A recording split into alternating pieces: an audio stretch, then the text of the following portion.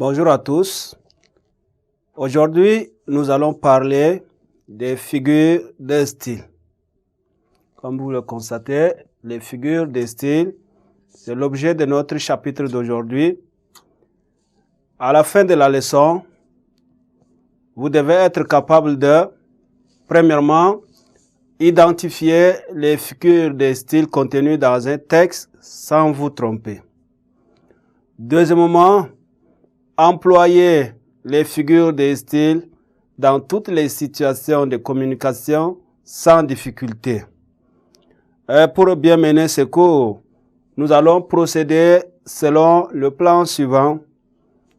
Autrement dit, notre cours sera structuré en 3 grandes parties. Premièrement, nous aurons d'abord la définition de ce que c'est les figures de style. Deuxièmement, nous allons parler des figures de style d'opposition. Et en troisième point, nous aurons les figures d'analogie et de substitution.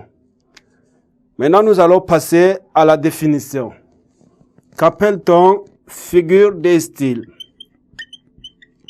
Vous retenez simplement que ce que nous appelons ici figure de style,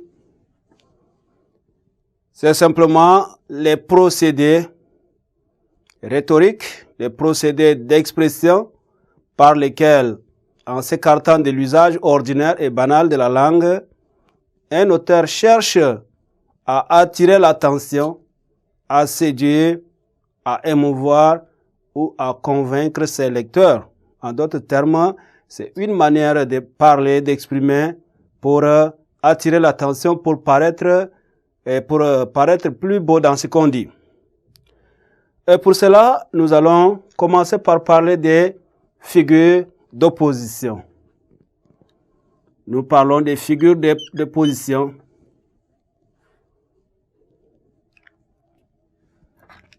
Les figures d'opposition.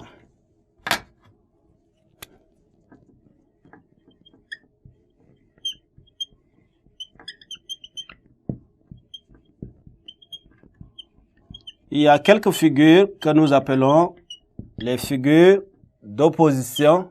Ce sont lesquelles nous allons les voir.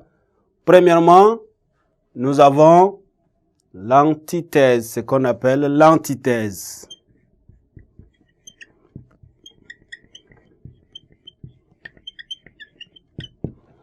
L'antithèse, c'est une opposition entre deux groupes syntaxiquement indépendants. Elle fonctionne parfois comme un parallélisme impliquant la reprise d'une même tournure syntaxique. Par exemple, Montesquieu dit ceci: « J'ai pu vivre dans la servitude. »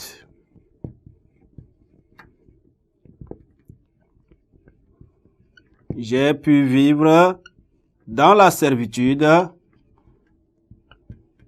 Ça, c'est un groupe syntaxique. La deuxième, mais j'ai toujours été libre.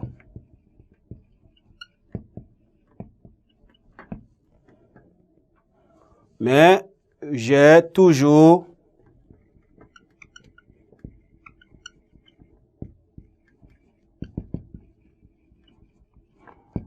Vous voyez bien que ces deux groupes syntaxiques sont opposés. J'ai pu vivre dans la servitude. Ici, mais j'ai toujours été libre.